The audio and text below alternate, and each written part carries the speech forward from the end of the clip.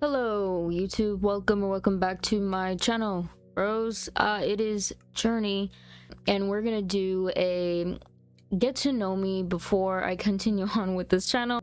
It's best that I get the get to know me part, like introduction, out the way instead of having to repeatedly introduce to all of my videos. So I'm gonna be playing a current Minecraft world gameplay on the background.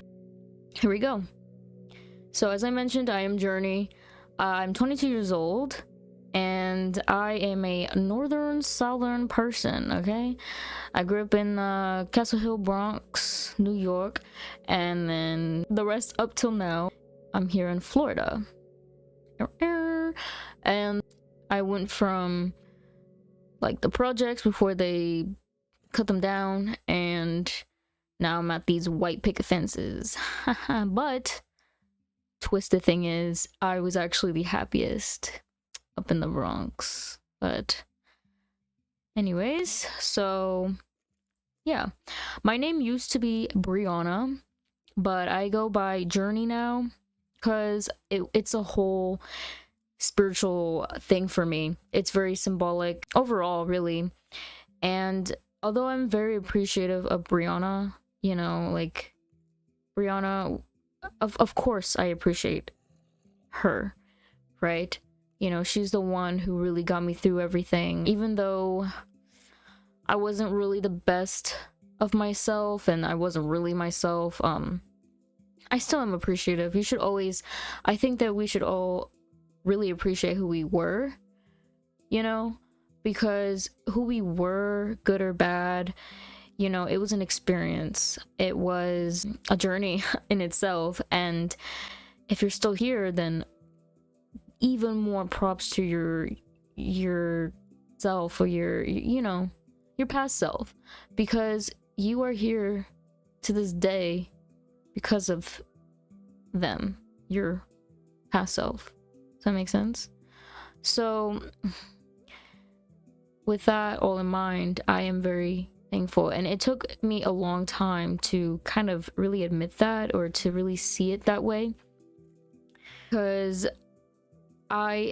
it's very hard even now with how spiritually evolved I am.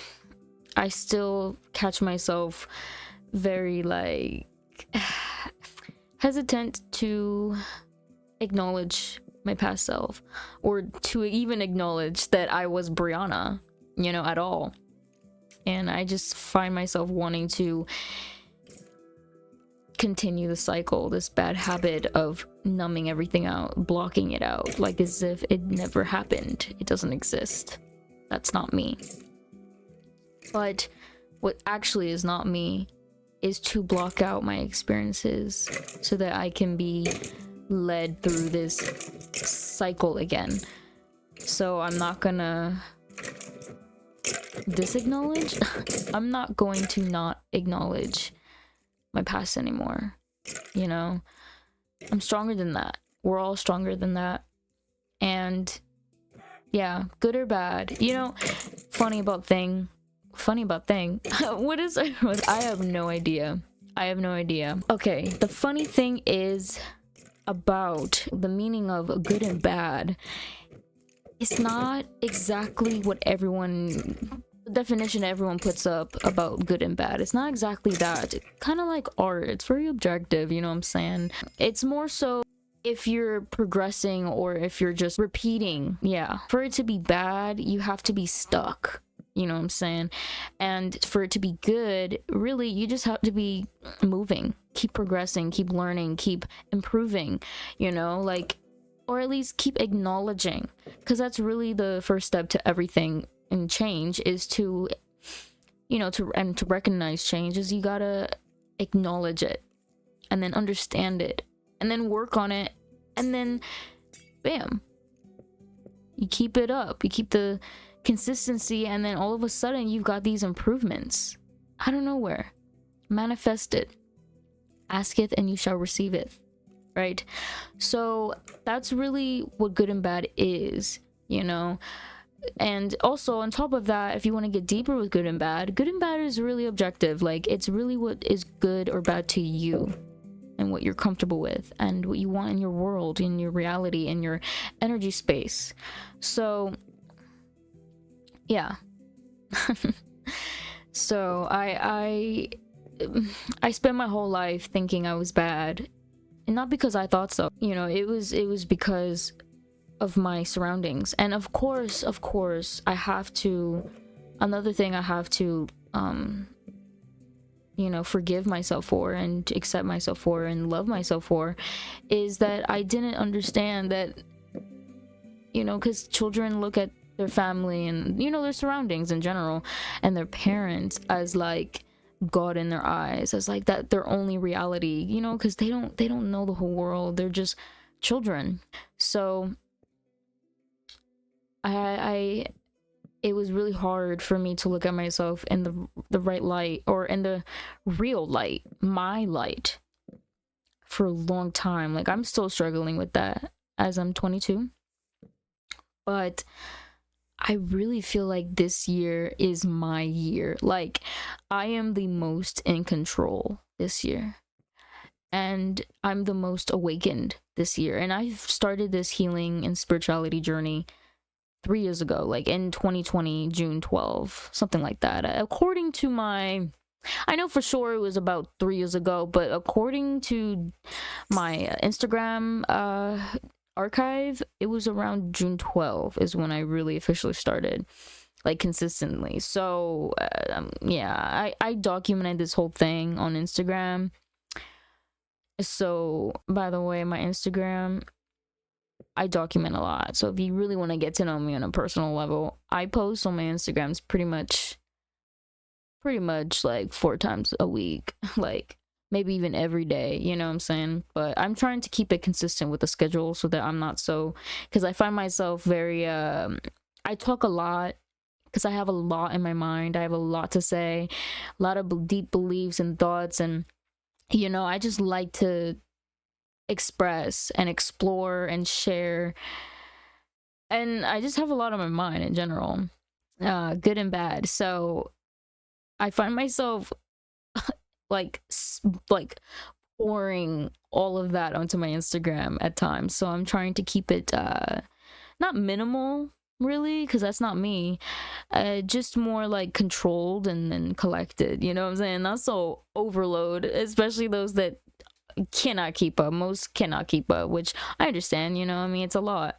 I can't even keep up, so I'm trying to keep it more organized. But yeah, I have 3 Instagrams. In fact, one of them I'm not using right now because it's a one day a merch promotional shop page that I want to get started. So yeah, and then the other 2 is a personal blog and then a spirituality creative work page. So that's interesting, down below.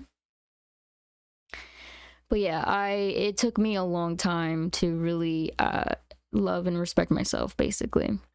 And now I'm really getting into that. Like, this year is a very, very good year for me. It's like a very rise of the phoenix moment. It's, in fact, I think this is my dying stage this year.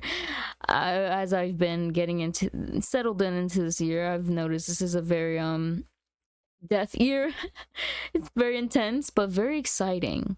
Like, I'm starting to feel myself be very much alive, like almost like I'm experiencing like spirituality for the first time again, like awakening again, or going through ego death and all of that combined again. Like, it's liberating. I don't know, it's intense but blessed.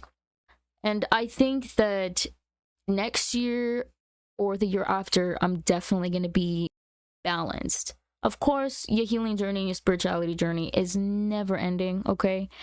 But I feel like I'm gonna finally be, at least I'm gonna finally start my story, you know what I'm saying? Like, I know people say that people typically feel like they start their journey or just their life in general at around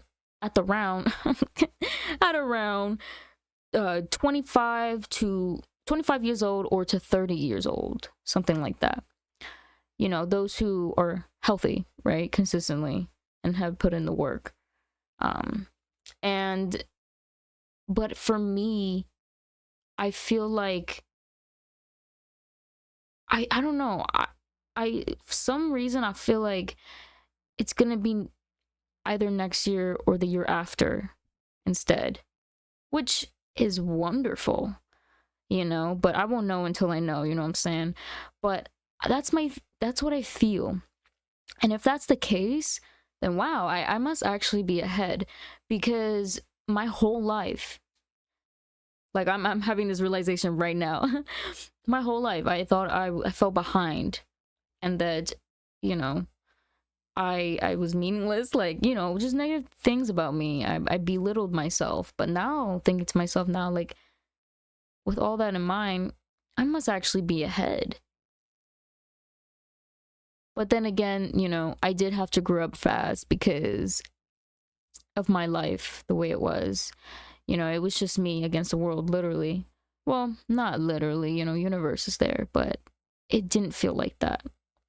And so I had to adjust, I had to grow, I had to numb out, you know. And it's easy for me to numb out, which is dangerous, because numbing out is a very dangerous zone to be at, where you're just kind of on autopilot. Because that's actually how I ended up cutting and getting into these drugs. You know what I'm saying? Like, it's because I was numbing out and I was trying to find ways to help numb me out. And it's easy for me to get into that because I am an Aries.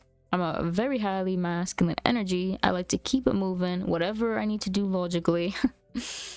And so, yeah, that's how I coped. I just was trying to keep it moving. Never taking the time to breathe.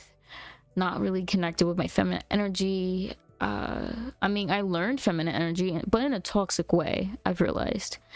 I've learned to lead with feminine energy that wasn't healthy. And I already don't know how to connect with feminine energy. So, I mean, at least I have a sense of feminine energy now, which I'm thankful for Brianna. But now it's time to let that go and gather up what I have, and then really rebuild my feminine energy that I've gained, or that I have left, you know, so that I can have a healthier connection, you know, or perception of the version I have of my feminine energy. Does that make sense? So right now I am working on my feminine energy. I'm working on my inner child and soothing them both, because I was only feminine and, you know, leading with that so that I can fit in more so with my family, because, like, as I mentioned, more so to a child's eyes, your family, your blood, whatever, you know, the most to you is like God in your eyes. It's like your whole world. So I was constantly chasing things to be perceived as lovable, likable, you know, connectable. So yeah, I'm thankful, you know. It took me a long time to really be thankful for that. Like, it literally took only a few days ago for me to fully accept the toxic feminine that I was. But then I realized a few days ago that I am thankful, because if I didn't do that, I'd be probably a lot more masculine now, you know. So I'm thankful I have some idea, some sense of my feminine side of me. So now I just need to work on it, work on improving it, work on repairing it and enhancing it. Really, that's what I need to do right now. You know, to each his own. We're not all masculines. I'm just saying, for me personally,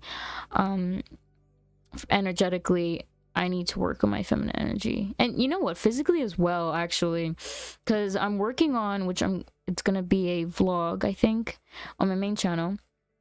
I'm actually saving up to redo my wardrobe because I have a bunch of clothes. Most of my clothes are actually most of my belongings, so really it's a whole process of everything I own.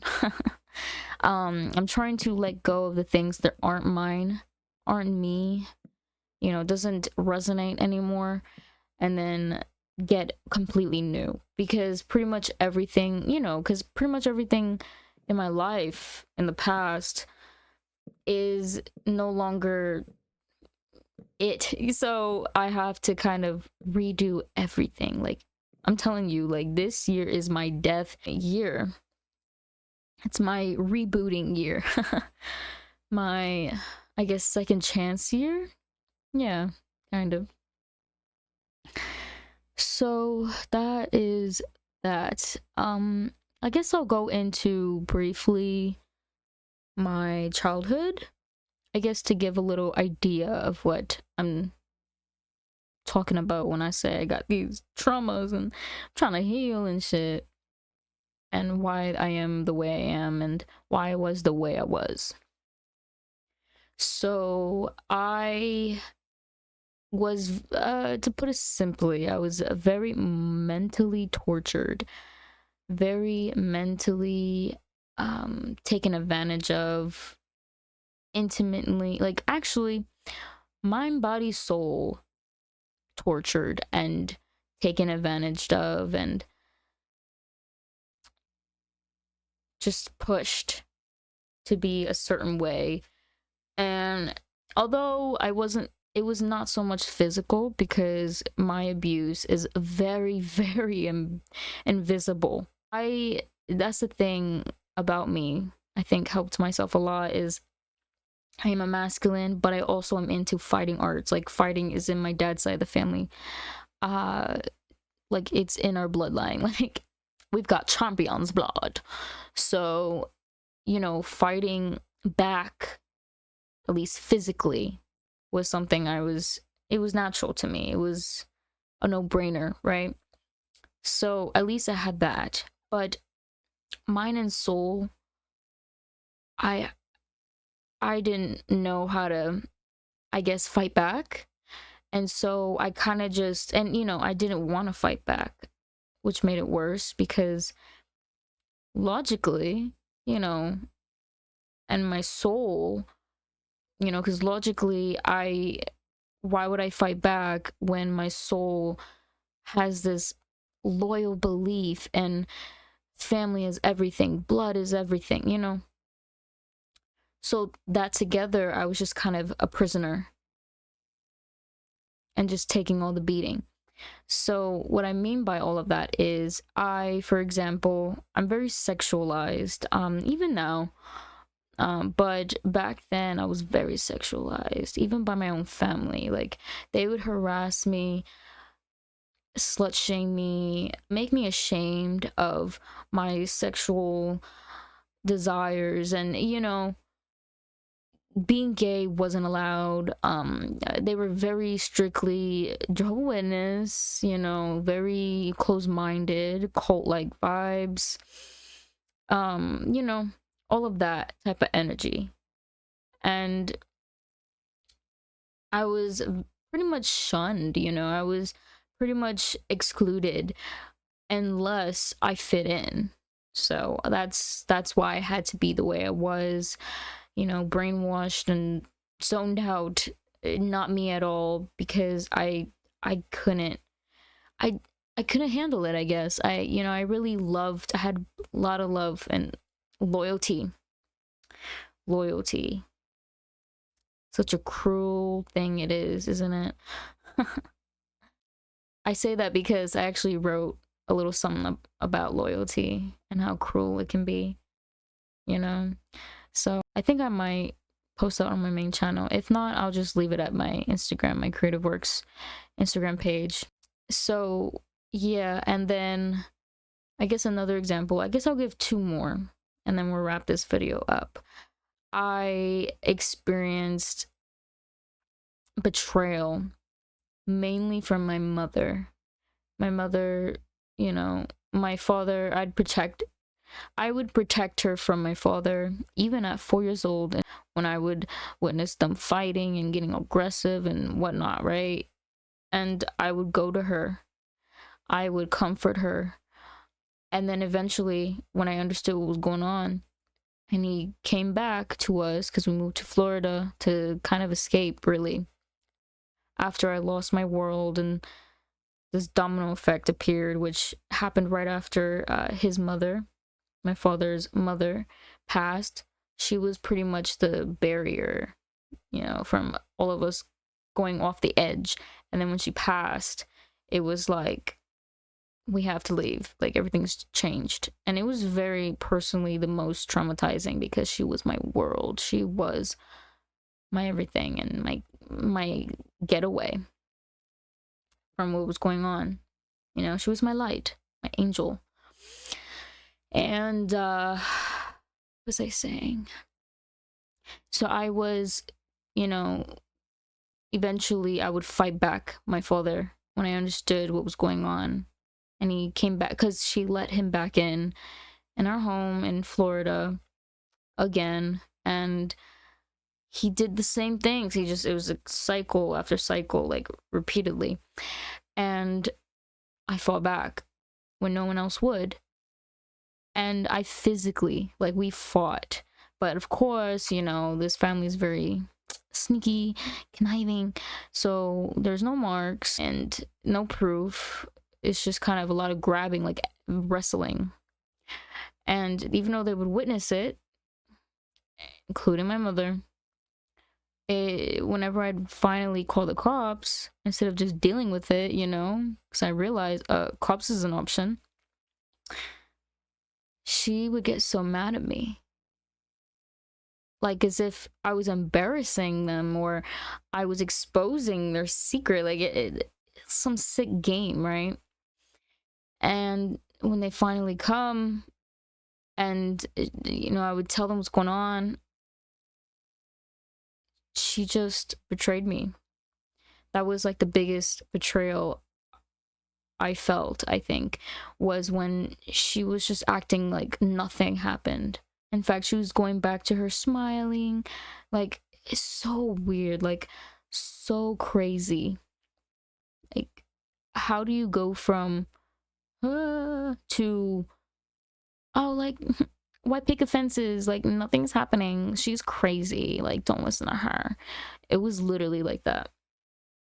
And so that's when I really started to feel like, wow. Like, I started to realize, I started connecting the dots. Very, very slowly, though, but surely. And I guess one more example. I guess we'll go to my grandmother. When she passed, it was very traumatic for me. I actually was witnessing her passing. And then suddenly I went to sleep and a cop woke me up. And then basically to tell me to go to my family, they're looking for me or whatever. And just to find out she's gone, just like that. And when that happened, we had to move. She took us in that little Honda Civic car, the 3 kids, slept in it, drove straight to Florida 3 days straight.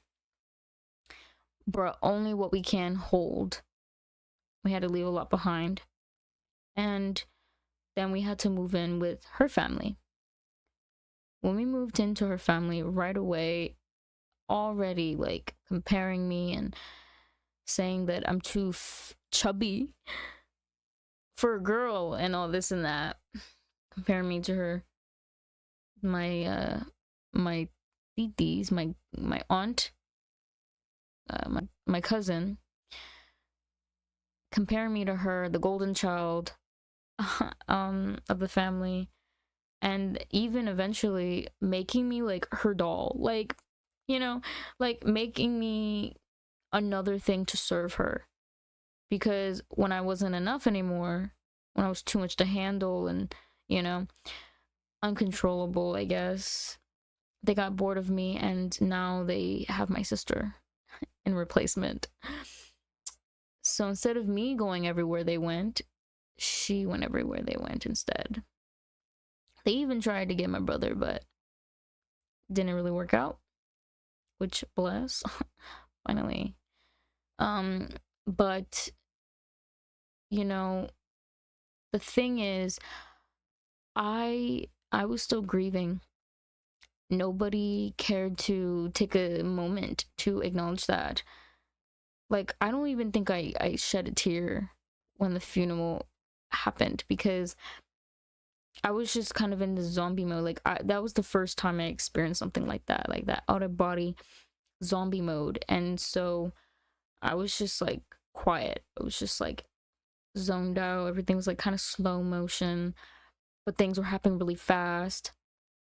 And I would burst out crying. Like, eventually, I think I burst out crying in Florida because I met my abuela, which is my mother's mom. I called her abuela. And when I met her, it was like overwhelming. It was almost like I was replacing her, and it was just a lot. It was triggering. But they just kind of laughed it out. They were just kind of like, like, like, you have a grandmother, like, she's here, like, get over it kind of energy. And it was just so confusing. So confusing. That's pretty much what I dealt with growing up. I was very targeted for a lot of different reasons. Reasons I mainly didn't understand before. But now a lot of it makes more sense now, especially with my spirituality, not just my natural maturing process, but also spirituality has taught me a lot. Definitely. Like, when I transferred from strictly religious and closed-minded and all of this and that, right, to spirituality, which spirituality, we're all spiritual, okay, by right, by nature, and spirituality is everything, every single thing to life that has to offer.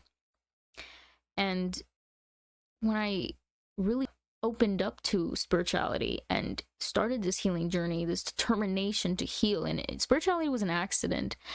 I didn't mean to get into spirituality like that. I was just really determined after high school to heal and to get my shit together, because I knew that when I am legal of age, like, that's it.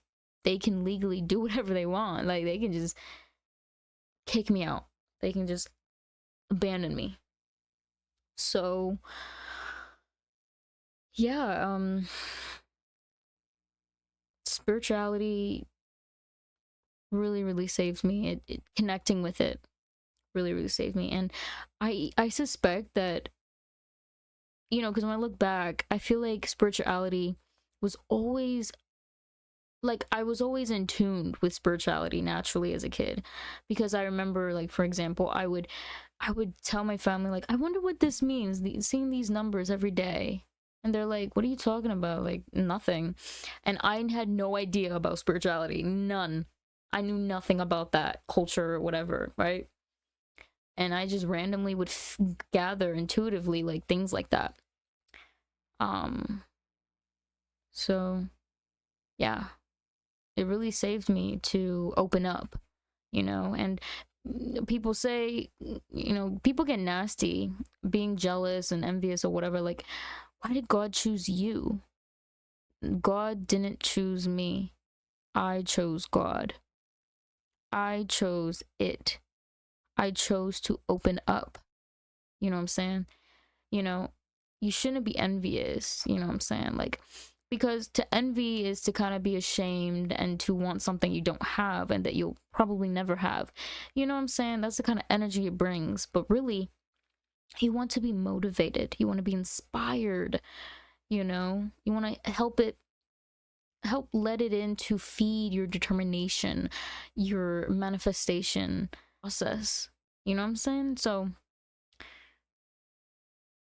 turn, like, hate to love, the dark to light energy, you know what I'm saying? Because it's possible. I've done it. And I might be a witch, or something, so it might come to me a bit easier, but that does not mean that you can't do it too, and it probably doesn't even mean that you can't be a witch as well. You know what I'm saying? Like, for the next life, it'll probably feel like naturally easier to you as well, and you'll think you're a witch, or maybe you are a witch in the next life, or you become a witch and then the next life you're just already a witch. You know what I'm saying? It's just all about what you do now so that you can create a better future. Because that's really what life is all about, is us manifesting ourselves, whether it's a butterfly, a plant, or a human, you know, and then leveling up as much as we can in that life, so that in the next one it'll be more balanced, it'll be more improved, more evolved, more wherever you're gonna turn into, right? Along with your karma and luck level. You know what I'm saying? Life is an alchemy. It's an alchemist. You know, it's very complex, it's very mysterious. That's why it's infinite. So there's constantly something to improve and learn on. So yeah, I think I'm gonna end it there. I hope this was inspiring, interesting, and really allowed you guys to understand me better, get to know me better. And yeah, I hope you enjoyed. If you have any thoughts, you know, criticisms, you know, with love and light, okay, let's not be hateful. But you know, if you got anything like the quality or perhaps the mic or whatever, like, let me know what you think. Which, by the way, on my main channel though, if you're interested in my updates, I am gonna do an update on like my experience with seeing a psychiatrist. So far, I have been seeing a counselor, and we definitely think that I should see a psychiatrist or more professional, deeper help. So I'm getting ready to do that. I just have to figure out my insurance. And yeah, my main channel is pretty much journey related. In fact, it is named Journey. It's pretty much like my human experience. It's my personal perspective. I get deep there. Right now I'm working on a philosophical series, like Deep Thoughts with Journey, and then I have my athletic journey I'm starting, which right now I'm working on my 3-month ab workout, okay, for like 3 months and see a difference. But you know what I'm saying, like, I'm gonna document the before and after. So yeah, if you're interested in that kind of vibe, getting to know me a bit better, more deeply, experiencing our journey together, that channel is where it's at. So I'll link that in the description below, as well as my current socials I have available. Okay, so also give me comments on ideas of what you want to see from this channel, and give me a like if you liked it. That'll be very helpful, along with your comments. And subscribe if you want to be a part of this gang, this alien gang, this LifesAJourney gang, the story, our journey together. All right, yeah, that's it. Life's a journey, bros. Bye. All my time I'm waiting you to answer the phone. Nothing seems to happen, but the last stage is gone. I hope somewhere your voice promises less and us more, but still my pillow's on the floor.